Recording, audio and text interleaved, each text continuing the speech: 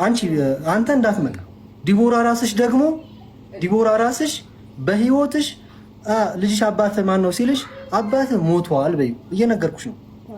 አባት በህይወት የለም ሞቷል ብለሽ ንገሪው። ቢመጣ ራሱ አልፈልግም ከቤተሰቦች ዛሬ ካልተዋወቅን ዛሬ አብረን ካላደግን ከቤተሰቦቼ ጋር እንዲቀላቀል አልፈልግም። ነገ ከምፈጥራቸው ልጆች ጋር ነገ ከባለቤቴ ጋር እንዲኖር አልፈልግም፣ እንዲመጣ አልፈልግም። አሁን ከሆነ ግን ሚስቴም ስርዓቷን ትይዛለች። አስጠነቅቃት ነበረ። ማንም ሰው በልጅ አይመጣም ነበረ። እኔም አላፈቅረውም አሁን ከዚህ በኋላ ምክንያቱም አላፈቅረውም፣ ፍቅር የለኝም ለሱ። ወደፊትም ቢመጣ እኔም አላፈቅረውም እሱም አያፈቅረኝም። መጥቶ ህይወቴ እንዲበጠብጥ አልፈልግም፣ መቼም ቢሆን አልፈልግም። ገንዘብህን አልፈልግም ልጄንም አላሳይም ካልሽ ይሄ ልጅሽ ሲያድግ አባት ይፈልጋል እኮ አባቱ ማይት ተናግሯል። ሀቡዬ ይሄንን መልስ ማለት ነው እሱ ስለሚፈልገው መልስ እየነገርኩት ነው። ምክንያቱም ከዚህ በፊት ቪዲዮ ሰርቷል። ይሄ ልጅ ወደ ቤተሰቤም እንዲቀላቀል አልፈልግም፣ ወደ እኔ ህይወትም እንዳይመጣ ቀለቡን እቆርጣለሁ፣ ገንዘብ ነው የምፈልገው ብላለች ዲቦራ ብሏል። እኔ ገንዘብ ነው የምፈልገው አላልኩም፣ ልጄን ነው የምፈልገው። የኔ ብርቅ ወርቄ ልጄ ነው። ያንተ ገንዘብ ምናልባት ታሞ እንኳን ላያስታምምልኝ ይችላል። ሲቀጥል ደግሞ የሰራህብን ነው እንጂ የራስህ ደክመህ ያመጣኸው ብር አይደለም። ሌላው በዩቲዩብ ያገኘውማ እኮ አለቀ ጨረሰው አይደል? 200 ሺህ በዩቲዩብ አግኝቶ ነበረ። ጨረስኩት አለ እኮ ለቤቱ ነው። እሱ እኮ አልጋ ላይ ሲተኛ እኔና ልጅ እኮ ፍራሽ ላይ ነው የምንተኛው። በቃ ይሄ ደግሞ ለኔ ደስታዬ ነው። ሰላም አለኝ። ሰርቶ ጥያቄ ጠይቋል አይደለ? ልጁን እንዳይ ትፈቅጃለሽ አትፈቅጂም? ፍቃዴን ከጠየቅ አልፈልግም። በቃ ልጄ ያንተንም ገንዘብ አልፈልግም። በህግ ሄዳለሁ ካልክ እቀበላለሁ። አንተ የምትፈልገውን ነገር አድርግ። ሰፖርት የምታየው ከሆነ ሰፖርት ታደርገዋለህ። እኔም ይግባኝ እጠይቃለሁ። 5000 ብር ማለት ለልጁ 3200 ብር የትምህርት ቤት ነው የምከፍለው። 10000 ብር በዛ ነው አይደል የምትለው?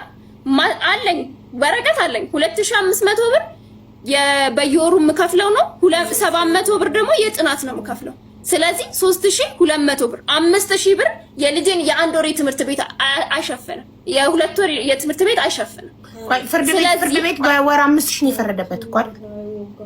አዎ በወር 5000 ይከፈል። በቀን ስንት በሳምንት ነው? በሳምንት አንድ ቀን እሁድ 4 ሰዓት ወስዶ 11 ሰዓት እንዲመልስ።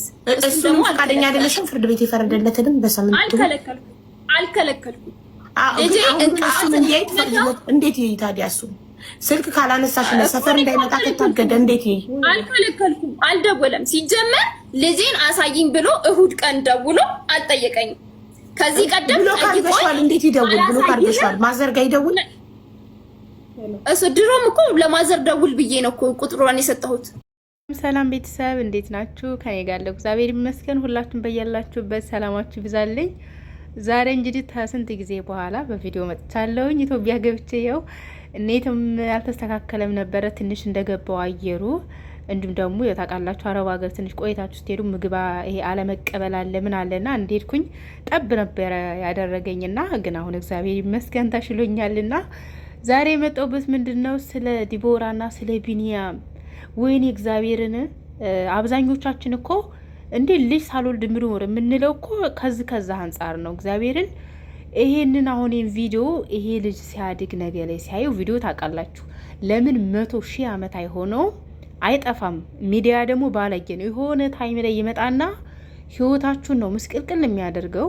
ስለዚህ ይሄ ልጅ ነገ ይሄንን እነሱ የተከራከሩበትን በሱ የተነሳ እኔ ልጅን ማየት ካልቻልኩኝ ብር እየከፈልኩኝ ወይንም ደግሞ ነገ ለማገባት ሚስቴና ለማመጣቸው ልጆች ይሄ ወንድማችሁ ነው ያልኩኝ አብሮ የማያድግ ወይም ደግሞ አብሬ ታላስለመድኳት ነገ ላይ ልጅ ብሎ ቢመጣ ወይም ደግሞ አሁን ላይ አባቴ የት ነው ማን ነው ብሎ ቢጠይቅሽ ሞቷል ብለሽ ንገሪው።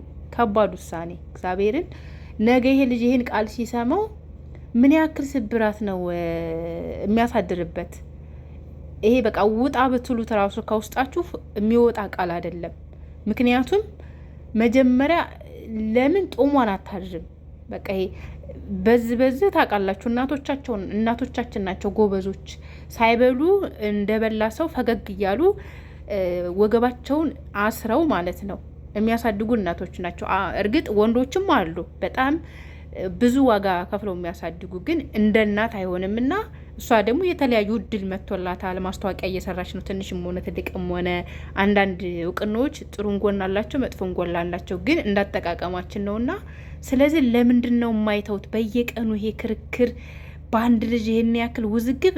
እግዚአብሔርን የዛሬው ደግሞ በጣም የተለየ ቃላት ነበር የምትወረውረው እሷም እሷ እርግጥ ያደገችበትን ይሄ የራሳችን ላይፍ ወይም ደግሞ የራሳችን ቻሌንጅ ያለፍንበት አለ አይደለ ህይወታችን ቢያንስ ለምናመጣቸው ልጆች ከኛ የተሻለ ህይወት ወይም ደግሞ ከኛ የተሻለ አድርገን የሚያስ ስንችል እንጂ የኛን ህይወት እነሱ የሚደግሙት ከሆኑ ስሜቱ ስብራቱ በጣም ከባድ ነው። ምክንያቱም በቃ ይሄ እንዴት ነው እኔ እንኳ ቢያንስ በዛ ህይወት ባላልፍ ቢያንስ ልጄ ለምንድን ነው በዛ በኔ ህይወት በኔ እንትን የተደገመው ብለን ስሜታው እንድንሆን ያደርገናልና እንደዛ ይመስለኛል። ብቻ እግዚአብሔር ጥሩን ያጋጥማችሁ።